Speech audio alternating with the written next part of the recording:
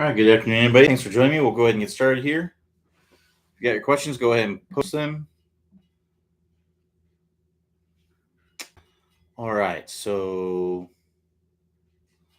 John B's, or let's start here with Mark K. Says, how can overspin be achieved using the driver? Overspin, or actually, let's go to his first question. So, what is optimal launch angle for driver? How can I set up to achieve this? Optimal launch angle is going to depend on your club head speed, your spin, and kind of things like that. Generally, optimal is typically going to be somewhere between 12 and 16 degrees. As far as how can you set up to achieve this, the easiest way would be to get onto a launch monitor to do that. To hit up on the ball, to be able to hit up on the ball would help you to get it to launch higher. So ball forward in the stance, teed up a little bit. Make sure that you're staying behind it and not sliding forward. Make sure you're staying behind it and try to drive the nail up in the ball. That's going to allow you to get higher launch. As far as overspin, I'm not sure if you mean like top spin, or you can't really put top spin on the ball, and you really wouldn't want to. If you put top spin on the ball, you're basically just going to hit it straight into the ground, right? It's like in tennis, right? That ball, once it gets over the net, it dives down, and we don't want that in golf. We want the ball to carry, right? So we want backspin to help the ball to carry, but to lessen the spin, what you'd want to do is hit up on it and not add loft while you do that, right? So some people, when they hit up on it, what they'll tend to do is they'll still early release the club. So you almost want to hit it, almost imagine like you're hitting like a top spin forehand. Like if my fist is the ball, you're kind of coming in like this, right? That's what you want to imagine is happening. That's not technically what's going to be happening, but that's what you want to imagine is happening. So again, ball forward in the stance, teed up high to allow the club to have space underneath it to be able to work up into the ball, and then stay behind it. So make sure that when you're coming down, you're pressing into the ground and pushing away, so that way you can stay behind the ball. If you go forward and then you're kind of coming into contact like this, you're going to tend to hit down on it. If you have the ball back, you're going to tend to hit down on it. All right, let's keep going. So John B says, I just completed the 20-minute shallow fix, square the driver club face.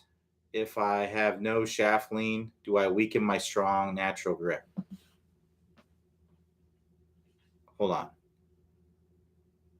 Okay, so how do I square the club face from the very closed position I get with my natural grip?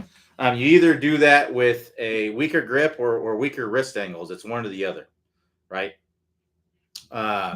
If you don't have shaft lean, which you shouldn't have much shaft lean with a driver because of the ball position, right? The ball position is more forward in the stance.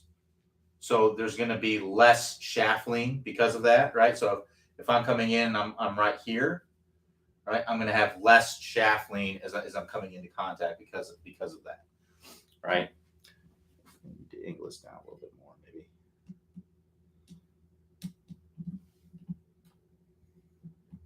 It's moved around a little bit. There we go. Sorry, just trying to get the camera in the right spot so you can see. There we go. So yeah, if my ball position is forward, right, I'm going to be at contact right here, and there's not going to be a lot of shaft lean. So there might be 1 or 2 degrees of shaft lean typically when I come in with the driver. So to square up the face, if the face is too closed, right, then you can weaken the grip or use weaker wrist angles. You can release it later, but I don't really recommend having a lot of shaft lean at contact, which would be the result of releasing it later, because then you won't get the ball up in the air very much, right? So if you're coming into contact and your shaft is, you have just a little bit of shaft lean or it's straight up and down, that's really the amount of shaft lean that you would want with the driver. But if you're coming in and you're like this, you have backward shaft lean, then I would recommend getting the club to release more out front. So that'd be kind of working through the straight line release course with your driver. And then if the face is too open, then a stronger grip. If you are releasing it too late, you have too much shaft lean, you could release it earlier to get rid of some of that shaft lean and that will help you to open up the face a little bit. And then you could use weaker wrist angles, so feeling like the wrist is more cupped through contact as opposed to bowed.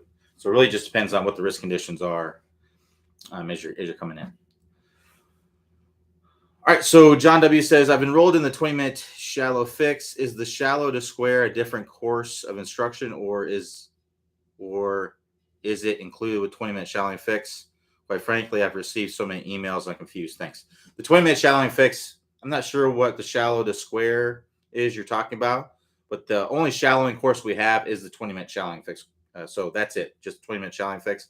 I would imagine whatever's been used as far as 20, shallow to square, that's probably talking about the 20-minute shallowing fix. So that's what I would recommend doing. Reg N says, I've been struggling with shallow my swing. Is there a downside to moving my trellis foot back 6 inches at setup? Yes, the downside is that's going to be more difficult to get your body to open up in the downswing, right? So imagine the extreme of this. Imagine I turn my body, my target is that way, and I turn my body this way. It'd be very difficult for me to get to the golf ball. So to a lesser extent, that's kind of happening when you close off your body. Now, if it's what you need to do to shallow out the club, then that's fine. But I would recommend trying to shallow out the club in better ways, with your wrists, with your arms, with your shoulders, with your spine. That's what the best players do. There's no good players that really set up with their body closed and then swing like that.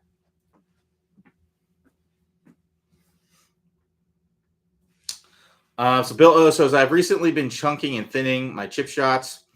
I feel like club is getting inside rather than straight back takeaway.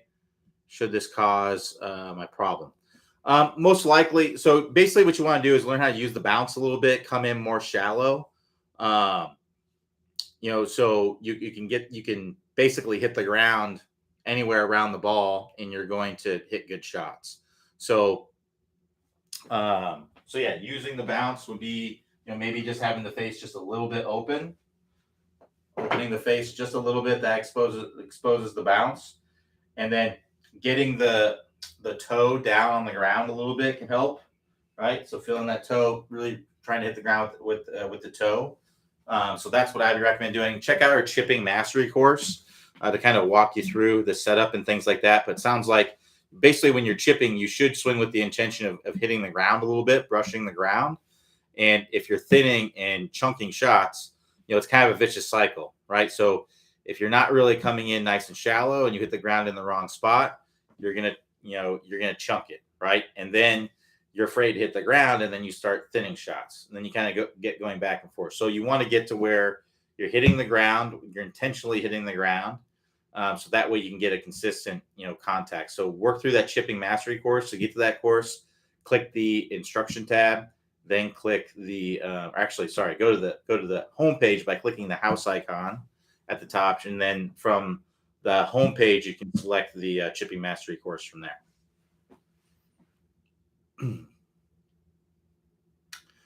All right. So Jim says, I hear conflicting information from my local pro on the right elbow. He says to point the right elbow down during the backswing, vertical, and keep it tucked and to side during swing. Clay recently said, don't tuck it in. Can you elaborate? I would imagine what he was talking about with tucking it in would be like in the backswing. You wouldn't really want to tuck it in because it's going to restrict your swing. So you wouldn't want to. Basically, that's kind of the feeling of being connected, right? So if I keep my arm pinned to my side, like I can't really move. So I want to let my arms elevate, get away from my side, and then in the downswing, my arm's going to move back toward my body, right? And you could call that tucking, but that's essentially what's happening is my arm is lowering and moving closer to my body, right, in the downswing. So that's what's happening. So backswing, we want to disconnect, right? Arm moves away from the body. Depending on how long your swing is and how you react and how you move your elbow in the downswing is whether you can kind of flare it out. If you have a short swing, it's going to be very, very difficult to flare it out. If you look at an example like John Rahm's elbow stays right there, right? if I were to have John Rahm swing where my hands, get just above my shoulders here, then if I really flared out my arm, my elbow there, you can see how that's going to put the club in a tough spot. I'm going to tend to come down steep. If I have a longer swing like a John Daly, right, where I'm getting the club way back here, I have a lot more time to be able to move that elbow into a good position. Doesn't mean that you're going to. It just means that you have an easier opportunity to be able to move that elbow into a better position. Freddie Couples would be another example. Someone with a very vertical swing moves it into a good position. Justin Thomas, another, flares that elbow, moves it into a good position. Jack Nicklaus. There's countless pros or great players that have done that. So it doesn't mean that you're necessarily going to do it. It just means that if you have a longer swing, you have an easier opportunity to move that elbow into a good position. And the reason why we want to elevate the arms and get the elbow away, not have it tucked close to you in the backswing, is because if you have it tucked close to you, then you're going to tend to not swing very fast, right? This is very restrictive. I'm not going to be able to create a lot of speed from there. I want to elevate my arms so that way I have more space to accelerate the club at the bottom of the swing. That's going to allow me to create more club head speed, hit the ball farther. And we know the distance is very, very important, right? So yeah, basically we don't want to have it tucked. We want to disconnect in the backswing, and then the downswing, it's going to move back closer to the body. We don't want to keep it out away from the body, because if the elbow kind of stays out away from the body, right, I'm going to tend to come over the top. I'm going to tend to cast the club. So the way I would kind of think about it is, imagine you were going to throw a ball, right? This is kind of the motion of the elbow, the way that you want it to work, right? If I were to kind of throw a ball, skip a rock across the water, however you want to think of it, right? I'm not likely going to, I've never really seen anyone do this powerfully or do this intuitively, where they keep their arm stuck to the side and then let it go. I've seen every single person who's throwing a rock across the water move their arm out away from their body, then move it back closer to them as they're going through. So that's kind of the motion that you want to feel with that right arm, as far as the movement of the right arm goes. And I don't know the exact context of what Clay was talking about with "don't tuck it in." I'm guessing what he's talking about is in the backswing, but I would need to see the context and everything of what's going on there. All right, so Ron says, what is a good peak height for a 5-iron? I was hitting some fast shots at the range, and I was getting 135-foot peak height and like very little rollout. Carry was 175, which is good for me. My loss are retrospect. So typically, tour players, they're going to launch, the apex is typically going to be around 100 feet. It's typically what it's going to be. Not that you can't hit it higher, right? But typically, I would say that'd be a pretty high flight of a 5-iron. So Ron says, do you put a full shoulder turn on a wedge? I've been advised to not hit a wedge hard, but I'm like, whatever. If you can hit it, you can hit it. What do you think? Personally, I don't usually hit full wedge shots. Because if you hit a wedge shot at full speed, let's say you blade a wedge shot at full speed, it can be much more detrimental. So it's not that you can't take a full swing. If you want to hit a full on shot with a wedge, you certainly can. But personally, I would rather, basically I only take about up to a 3. Now my pitching wedge, I'll take a full swing with. But, for the most part, I'm a little more than a 3/4 swing, because that's what I feel like I have the most control with. And I would rather take a club with a little less loft that won't be as penalizing. And also, when you take a full swing with a wedge, if you hit it with more speed, they go higher. So I would really only take like a full swing with a wedge if I needed to hit it very high. Like, for example, let's say you're behind a tree, right? And you need to hit it up over a tree. And the only way you're going to get there is by hitting a full swing lob wedge or something like that. Now, it is a risky shot. If you blade that lob wedge, you could blade it right into the tree or whatever. Or if it misses the tree, it could airmail the green, right? But, that'd be a situation where you might do that. Personally, I don't, but I'm not saying that you can't. If you like you said, if you can hit it, then you can hit it, and that's completely fine. But I prefer to hit my wedges lower, so I don't like to hit wedges with a ton of speed. I'd rather just take less loft and swing a little softer. All right, let's keep going. So Graham C says, "Hi Q, could you try to explain this for me? I recently had club fitting and was told that I had a really shallow impact position. I don't take a divot often. When I look at my swing, my shaft is on line with my forearm, so it looks on plane. Do you think I could be shallowing my slightly standing up before impact, or do you think another reason? How can you shallow at impact yet on plane on the downswing? Could you explain, please? Thanks." Yes. So this is often where the words that we use can kind of be a little bit confusing. So you could be talking about shallowing as it pertains to your plane, right? How the club is coming down on plane. And you can also be talking about shallowing in terms of the club's angle of attack as it comes down to the ball, right? So it can kind of have a double meaning, which can cause some confusion. I think that's where you're at with this. So it sounds like what you're saying is that your club is coming down, it's on plane, it's nice and shallow as you're coming down. But as you come into impact, and I believe this is probably what the club fitter was saying, and this will lead to no divots, is that you're coming in pretty level with the ball. So shallow with the ball as you're coming in. So basically, the low point of your swing, the bottom of your swing arc, is occurring pretty close to the golf ball. And you're essentially just kind of picking it off the turf. Now, you can certainly hit good shots doing this, but it makes it a little bit more difficult when you're in tight lies. To hit it more solid, you're going to tend to be early releasing when you do this. You're going to be adding loft.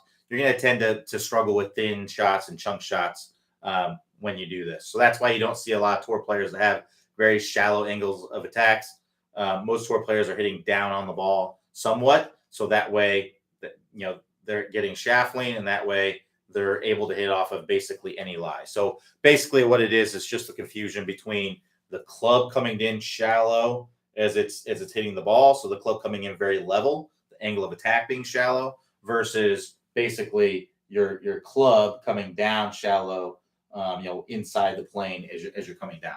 So you're in a good place where you're shallowing out the club as it pertains to the plane, but as it pertains to angle of attack, it probably helped you with your ball striking if you got a little bit steeper. So got that low point to be more forward.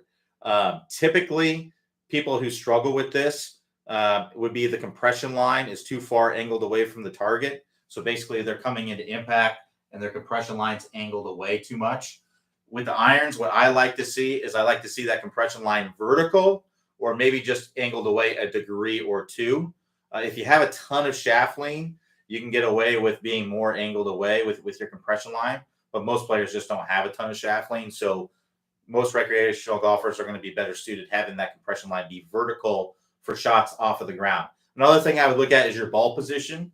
So we want the ball position to be, just forward of the middle of the stance. So if I have my good spine tilt here, if I drop a club down from my ear, that's going to be just forward of the middle of the stance.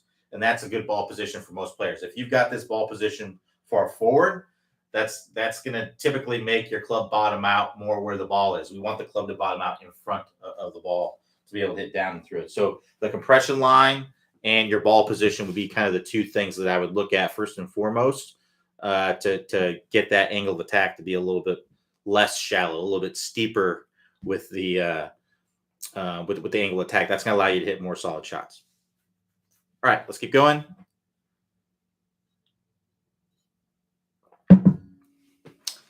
So Ronald says, would you tuck the elbow at the same time as turning in the downswing? I've been thinking of tucking, then squatting just before turning. What do you think? Well, all these things are really happening at the same time. When you're starting your downswing, right, your hips are going to start turning, right? Your legs are going to be flexing and your hips are going to be flexing, right? And then your arm is going to start lowering down. It's going to start moving. It's not going to be tucked, right? Until, when I say tucked, I think we're getting a little bit too much. When I say tucked, most players, aren't necessarily moving or having their arm touch their side, right? With all good players that I've seen though, the arm moves toward the body. So if you want to call that tucking, that's fine. But I don't want anybody to think like all good players are doing this, like they're basically getting their arm connected to their body. Not all good players are doing that. You can go on YouTube and look up your favorite tour players, and you will often find space between their arm and their body. So it's not touching. So I don't like to see play. I just want to see it moving toward you. So if that's what we're calling tucking, then I would say we're in good shape then.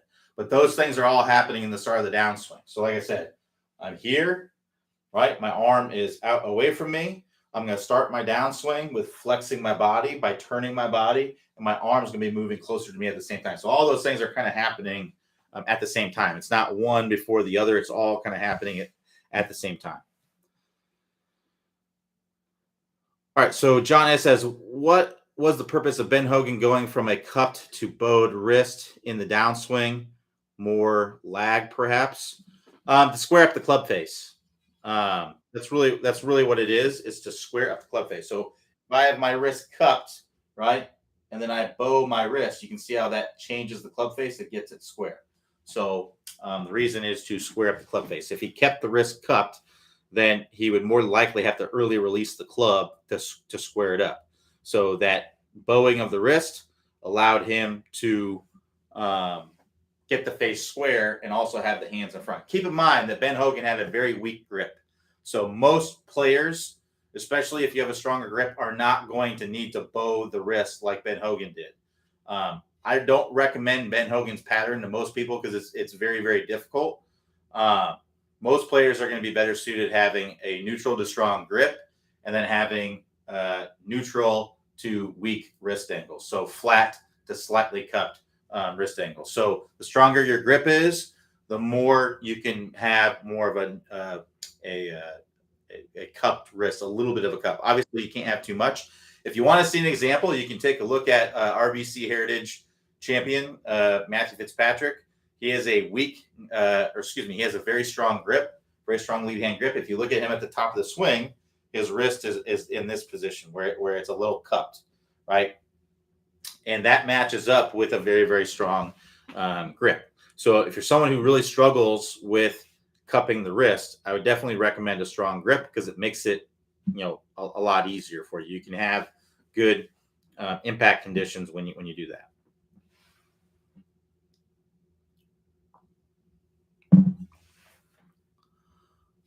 All right. So let's keep going. So Ronald says, I seem to hit shots with all my irons. So are you saying I seem to hit high shots with all my irons? So are you saying try and drop it to around 100 foot for all irons? I do compress the ball. I have decided to turn more, which has increased my speed, but I am getting a bit confused because it seems to me that the higher shots always seem to go higher. The higher shots always seem to go higher. I hit an 8-iron in the same session that went 145 feet high and carried 150 yards. But according to TrackMan range, it was the best shot. The faster I go, the higher it goes. So I guess more shaft lean is needed or ball position maybe. What do you think? It could be a combination of those things, but yeah, shaft lean. I'm just telling you what the best players do. So the best players typically fly all their shots at about 100 feet. If you want to kind of see proof of this, you can, if you go to Google and search PGA TrackMan averages, there'll be a table that kind of shows the impact parameters for the averages for tour players. So you're going to see club head speed, ball speed for every club in the bag, right? And you're going to notice, I don't know if they call it apex and TrackMan, I can't remember what exactly they call it, or peak height. You're going to see that it's going to be all around 100 feet. I think they might list it in yards. It might be like 30 some yards. But it's all around 100 feet for every single club. So if your peak height is 145 feet, then you're launching it pretty high. you could probably be hitting it farther if you don't launch it so high. And you say you're compressing it, which it may feel very compressed because you're hitting it in the center of the face, but you may not be compressing it in the sense of shaft lean. If you look at yourself on video, I would imagine you have an early release, because to hit it that high and that far, you kind of have to have not a lot of shaft lean at contact. So, yeah, if you compressed it, if you got more shaft lean, you'd probably hit your 8-iron more like 165. If the peak height was more like closer to 100 feet. I mean, there are some players that hit it higher. Rory hits it high. He's probably above that 100 feet mark on average. I would say there are some players that hit it higher, but that's 145. That's I don't think he's hitting it that high. I could see him hitting an 8-iron more like 115, 120 feet. But yeah, 145 that would be, basically 50% more what we see the best players. All right, so Graham C says, great explanation regarding difference between shallow on plane, swing plane versus shallow angle of attack. Never had explained to me. Thanks again, G. No problem. Glad to help. All right, let's keep going. So Reg N says, several years ago, I was fitted for new clubs. The irons were set upright by +3 degrees. What does that mean relative to my swing path? Does the +3 lie angle compensate partially for over the top swing? All right, so let's answer that first. So upright, what that means is basically they're just taking, if you have this flat, right, they're just taking the shaft and bending it up 3 degrees. So if you early extend in the swing and you get your hands kind of high, it helps you with that. It helps the club come in more flat with the turf. Because if you had standard, if you were to keep it standard, then, the club would be coming in like this, right? And it's going to be harder to hit it solid for you. Also, when you're more toe down, that opens up the club face, right? So if I have the club face square, right? The face is square when it's flat, and then you can see how that more points to the right. So it helps you to square up the face a little bit better, and it also helps you to make more solid contact. So yeah, if they're going upright, it's because your hands are getting pretty high, and that can be because you come over the top. If you come over the top and you're trying to stand up as a ways to shallow out the club, well, when you stand up, that handle is going to get high, and you're going to be more suited for more upright clubs. So then he goes on to say, and I have changed my swing motion since the fitting. Is there a way to tell if my clubs now have the wrong lie angle for my new swing? Yeah, so I would look at your divots. If your divots are coming in heel down, right? You're looking at it, and I'll use my divot board here to kind of show you. All right, so if my divots are kind of coming in more like this, where it's, try to modify it a little bit, where it's more heel down like that. So I'm coming in like this, right? And my heel's touching first. So that means that my club is coming in like this, right? That would be where you'd want it. And you can just go in and they'll bend them back if that is the case. But usually they'll only bend them at most about 3 degrees. You're probably, like, in reality, you probably needed more upright than that. Now, it could be wrong, but typically 3 degrees is the max that I ever heard anybody get. And that's typically what most people get is 3 degrees upright, because that's the max that they can do. So odds are you're probably getting closer to where a 3 degree upright is better.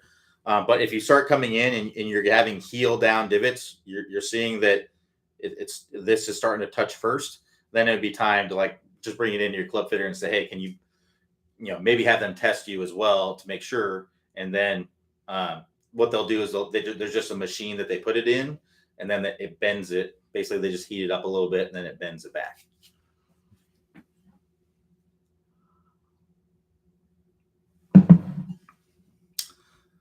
All right. So Steve G says, what is the movement of the chest in relation to the rest of the body in your downswing? Yeah. So when we go up to the top, right, our chest is going to be pointing down, kind of down and over our right foot, right, or our trail foot. Then the downswing, the chest is actually going to move down toward the ball as it starts to rotate down toward the ball. And then our hips are going to be kind of leading, right? So if we're kind of going through the segments of the swing, at the top of the swing, chest is going to be kind of pointing away from the target.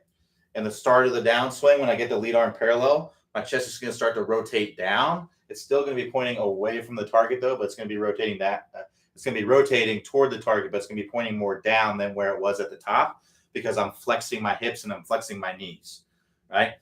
Then when I come down to here at club parallel, typically my chest is going to be pointing down toward the golf ball. And then as I come down to the ball, my chest is typically going to be pointing down in about 20 to 30 degrees. So my hips are typically going to be in relation to that. My hips are going to be typically back to square by lead arm parallel, a little bit open by the time I get to club parallel, about 45 degrees open. When I get here, chest is going to be about 20, 30 degrees open. And then as I come around to a full finish, I want my chest to be kind of pointing up and to the left of the target.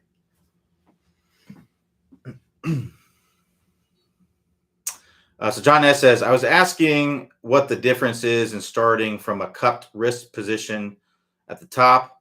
I know that bowing squares the face.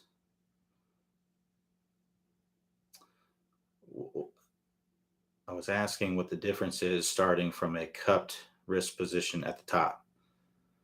I know that bowing squares the face. I don't understand what. Where's Ben Hogan going from? I mean, I don't know. I wasn't Ben Hogan's coach, and I don't know why he did that. All right, next question. Let's see here. So David W says, hey, Q, can you talk about going to different hardness in bunkers in terms of opening the face, distance control, and how to assess what you need as you walk in? Yeah, so basically, the harder the bunker is, the more we need, the more we need the club to dig a little bit. So for a standard kind of fluffy bunker shot, we're going to have that club face wide open. It's basically going to be kind of pointing up to the sky as we come in. And we're going to be hitting, 4 to 6 inches behind the ball typically. And we want to do that because we want that club to glide through the sand. We're going to be using more of the bounce, right? Now, if we did that and let's say we go the other end of the spectrum, we had a bunker that was like concrete, right? Well, if it's like that, we hit the same way, the club will kind of bounce off of that sand and then you end up sculling the ball. So as the bunkers get harder, we have to use a little bit less of the bounce. We want to let that club dig a little bit, right? So we're going to open up the face a little bit less as it gets harder. And then we're also going to hit a little bit closer to the golf ball as it gets harder, right? Now, as far as knowing how much and how hard you need to hit it, it really comes with practice. So what I'd recommend doing is go to your practice bunker. And then, you can, hopefully it's a fluffy bunker. You can practice that. You can take some water with you, put it in there, and that will kind of harden it up a little bit. You can put some water in it and then pack it down to try to make it as hard as you can. And you can practice that. As far as knowing and assessing how hard it is, when you get into your shot, you can kind of dig into the ground. Usually, if it's really hard and like concrete, you get in it and you know right away. It's crunchy. You can tell it's just hard, right? But if it's wet and it's still a little bit soft, but it's wet, then you can feel that by kind of digging into it. So you kind of just have to make your best estimate, but it's definitely something you want to practice at the practice range.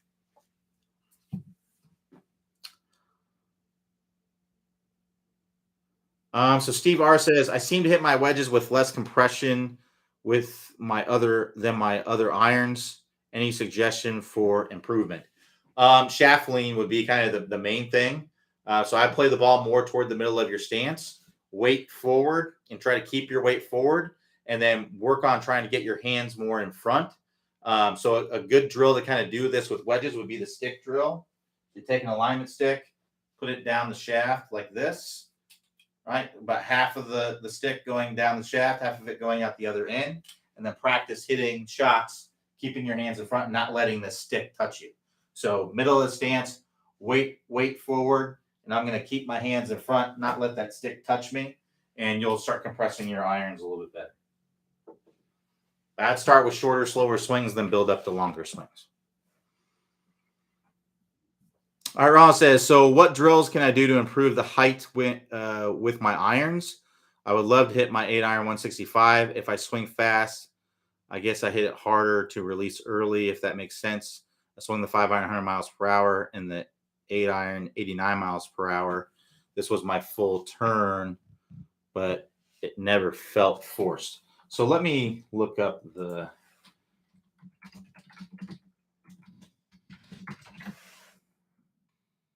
So let's see here. You're probably swinging pretty close to what the average PGA Tour player does. So 5-iron average is like 94 miles an hour. The peak height, the max height is 31 yards. So if you put that in feet, it'd be like 93 feet, right? And carries 194, right? So you said you were carrying 175 with 100 miles an hour, right? So you're just hitting big moon balls. 87 miles per hour is a PGA average with the 8-iron. Again, max height is 31 feet, so 31 yards, so 93 feet, and that's 160 yards, basically. So basically what it comes down to is shaft lean. So there's two places I would look at to help you to get shaft lean. One would be the 20-minute shallowing fix. If you're not shallowing out the club and if the club face is not square, you're going to tend to early release it to square it up, or you're going to stand up to be able to shallow out the club. So the 20-minute shallowing fix would be the first place I would go. And then outside of that, it'd be working through the top speed golf system, because that's basically what the straight line release is. The last piece of the top speed golf system is to get you releasing the club out in front. So if you're coming into contact and you're releasing it here, right, that's adding a lot of loft, and that's going to make the ball go really, really high. And you're not going to be compressing it as much, right? So if you want to get to where you're hitting it lower and farther, I'd recommend working through those two things: the 20-minute shallowing fix and the top speed golf system. Those would be the pieces I'd be working through. It is a difficult thing to change. Getting more shaft lean in the swing, it is a difficult thing to change. So be patient with it. But if you keep chipping away at it over time, you'll get to where you can hit more compressed and more controlled iron shots. To get to those courses, you can click the instruction tab at the top, then select the appropriate one from the drop-down menu. All right, so Dave M says, hi, Q. Played a few rounds last week with friends who had large grips. At first, it felt weird, but as play went on, I felt like I actually had more control of the clubs. You recommend putting larger grips on? It's really personal preference as far as larger grips are concerned. If you have larger hands, you may prefer larger grips. Even if you don't have larger hands, if you're more comfortable with larger grips, then put on larger grips. It's really personal preference as it comes down to. There's like myths out there, like if you struggle with closing the club face, you should use narrower grips because then your hands will be more active. They've tested it. It's really not true. If the weight of the grip is the same and it's only larger, they tested it with hundreds of golfers and didn't really see any difference in dispersion, And then on the other side of that, they say if you get the face too close, you should use a larger grip because then your hands will be less active. And again, they tested this with lots of golfers and found there's no difference in dispersion. Where they found difference in dispersion was in the weight of the grip, right? So heavier grips are going to tend to make your hands less active, whereas lighter grips are going to tend to make your grips more active. Your hands more active. So it's more about the weight than the actual size of the grip. So what I would say is that when you're choosing the size of the grip, the thickness of the grip, do what feels comfortable to you, what works the best for you. It's really about personal preference when it comes to that. All right. So Ron says, why do I feel a lot more powerful with my irons than I do with my driver? In that same session, the max speed I reached with driver was 110. I have been considered getting smaller driver hit. Um, I mean, 110 is it would be pretty normal. Maybe a few ticks below. So average, what you talked about before, hitting, swinging your 8 iron 89 miles an hour. That's pretty close to what the PGA average is. PGA average club head speed is 113. So you're really not that much different. I would say it's not. It's more of a feeling thing and not a reality thing. But if you want to, make sure that your driver is best for you, what I'd recommend doing is getting professionally fitted, so that way you know what works best. Because otherwise, you don't really know. Your shaft may not be optimized for you. The length of the shaft, the weight of the shaft, the stiffness of the shaft, the club head may not be optimized for you. The weight of it, the center of gravity, all that stuff. So those would be things that I'd be looking at. And if you got professionally fitted, there's a good chance that your club head speed would probably go up too. So Ronald says, do you think you should learn to hit it as far as you can first, then straighten it out, or go slow first? I sometimes feel that a lot of people get told to put the brakes on and never take them off. What is your opinion? Honestly, I go back and forth on this. You know, I try to think that if I was teaching somebody to golf from nothing, I think it would be good to basically teach them how to putt and chip first, so that way they understand contact, they understand the path of the club, they understand hitting it in the center of the face, they understand ball first contact, and then when they get to longer swings, right? When they get to hitting it longer, I'd like them to see them swing their swing and uh, try to hit it, with some speed. And then, I would rather have a golfer that hits it farther, and then you try to tone them down, than to have somebody that, that I don't. Again, I'm going back and forth on this because I don't really know. I don't think either one of them is necessarily bad. Um, but what it comes down to is that if you're swinging really, really fast and you can't hit it in the center of the face, you can't control anything, you're more than likely going to need to slow down a little bit or change things a little bit to get to where you can do those things. And you also want to make sure that the things that you're doing to get speed aren't detrimental to hitting it more solid as well. So it can really go either way, to be honest. It's not that hard to teach speed. And it's not that difficult to teach somebody to hit straighter who's got speed too. So it's really just comes down to you want to have one of those and be able to teach the other one. Now, if you're slow and you can't hit the center of the face, then that's a bad place to be. But if you got one of them, you can at least learn to hit the other one. To be honest with you, I don't really know which one would be best. I've had good experience with getting people to swing faster, and good experience with getting people who are already swinging pretty fast, get them to hit straighter. So to me, I think you can do it either way. So Larry L says, can you explain the position of the right arm during the backswing? Is it bent? Yeah, it's going to bend as you go up to the top. So typically it doesn't really start bending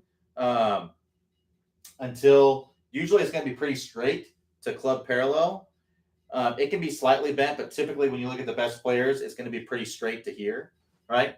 So here, and that's something that I see with a lot of recreational golfers is they start bending that arm right away, right? And they're not turning their shoulders. So I want to see golfers get those shoulders turning and get that arm, that trail arm, staying relatively straight in the backswing to club parallel. Then from there, as they get to first parallel with the arms, right, there's going to start to be some bending. It's going to start to gradually bend. And then as you get up to the top, you're going to have about 90 degrees of bend, right? And again, this is another place where I see a lot of recreational golfers struggle, is that they bend this arm a ton, right? So they're trying to lengthen their swing as much as they can. So they really bend that trail arm a lot, and then it just gets into a position where it can't really move properly in the downswing. It can't move down toward the body. It's going to tend to move if it gets bent and too close to you in the backswing. It's going to tend to straighten out and move closer to you in the start of the downswing. That's not what we want. We want it to be nice and wide in a way so that way it can move in, right? So it's just like if you were to throw a ball. If we're kind of going back to that comparison, if I were to throw a ball, I wouldn't bring it back like this and have my arm really bent. I bring it back nice and wide, about 90 degrees, and then I would let it go from there.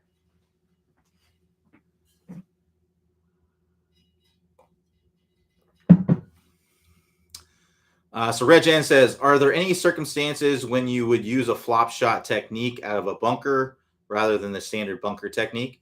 I mean, the standard bunker technique is basically a flop shot. I mean, you're opening up the face, and the only difference is you just want to make sure that you're hitting the ground in a specific spot, like behind the ball. In a flop shot, you typically want to hit the ground where the ball is, but yeah, I mean, a bunker shot is a flop shot basically. So Ronald says, so if you swing your iron shots fast, do you start to early release? Is it a common? So if you swing your iron shots fast, do you start to early release? Is it common when going faster? I mean, that's how some people equate speed, is by releasing the club faster or earlier. Right. So we really just want to have a blend of both the body and the arms. And when you early release the club, you're swing you have a lot more arms and not enough body. Right. So you think you're going to swing the fastest with your arms. I mean, if I didn't turn my body at all and I just swung the club in front of me, I could probably get 80% of my total speed is, or pretty close to that, 70, 80%.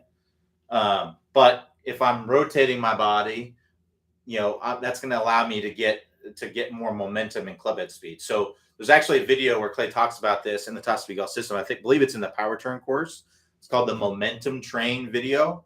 And the way Clay describes it, and I think this is a great, way to describe it, is if you imagine you have a train, and let's say that this train is going 60 miles an hour, right?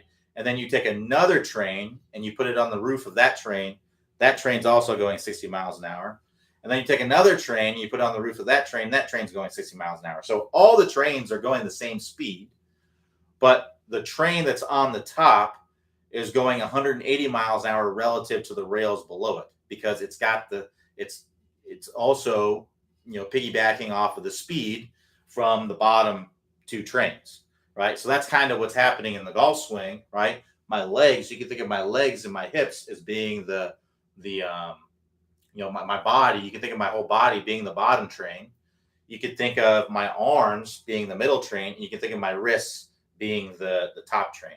Now the wrists are going to work faster than anything. It's probably more like the bottom train's 20 miles an hour, but they're definitely creating momentum for all of them. So typically when people are early releasing, they're getting speed from all of their arms, and that might be what you're equating to have speed with. And that might be, typically when people early release the club, it's because the face is open or they're coming down steep. It's one or the other or both. And so they're making compensations in their swing, or they're doing things in their swing as a solution to be able to hit the ball straight. Now, when you do that, when you square up the face by releasing the club, you're going to add loft, and you're going to hit the ball a lot higher, right? So if you get the club face more closed, now you can release the club later, and you can use your body to create speed as well.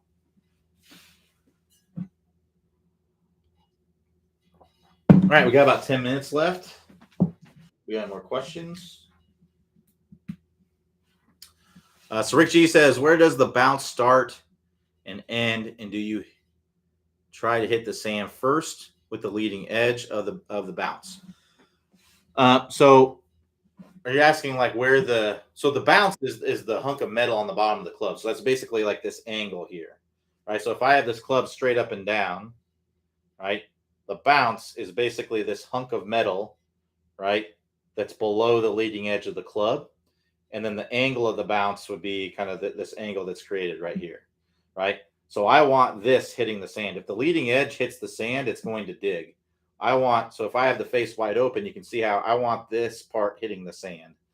And generally that's going to be hitting the sand. If you have a normal bunker, it's going to be like 4 to 6 inches behind the ball. And then that's going to glide through the sand. And the sand's going to take the ball up out of it. So Larry L says, Q at setup, is the right arm relaxed and slightly bent or totally straight?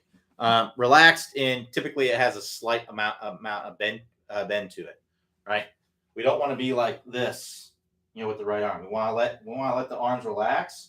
And typically, when my arm is relaxed, even if I'm just letting it hang straight down, you can see it has a slight amount of bend in it. I need to actually flex my arm, right, to make it straighten out. So I don't want to do that. I want to be nice and relaxed as I'm bringing this back.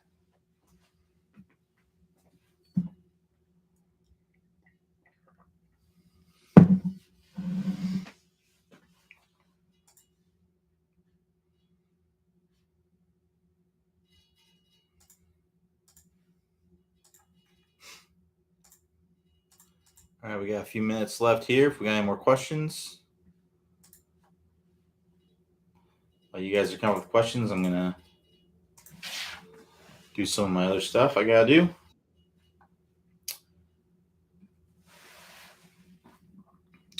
So Ronald says, do you have any tips on how I can protect my left knee apart from flaring out the left foot? I mean, that would be one. The other thing would be just not to restrict it, not try to keep it in one place. Typically, when I see people have knee pain, a lot of times they're trying to hold their knee in one spot, and that's kind of torquing on it. So go ahead and let your heel come off the ground, let that knee go in, let it move freely. It's typically when you try to restrict it that you end up hurting it. So let it move freely would be my best tip. Go on YouTube and look at old swings of Jack Nicklaus and Sam Snead. Look how they let their knee move. There's complete freedom of the knee, right? So let that knee be free to move how it wants to. It's when typically it seems like when you restrict it, that's what causes the issues. So let it be free, let it move freely, and that should help alleviate things.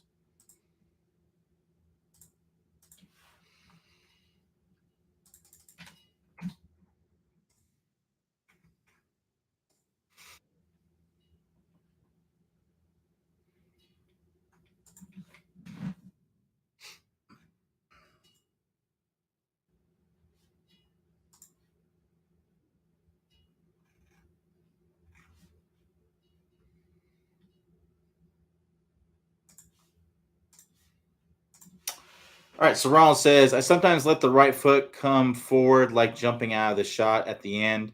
What is your opinion of this? I think it protects my knee. It's completely fine. I wouldn't worry about it. Look at a lot of pro players' feet that move around everywhere. Look at Scotty Scheffler's feet. They're moving around all over the place. Works pretty well for him. So I wouldn't worry about your right foot moving.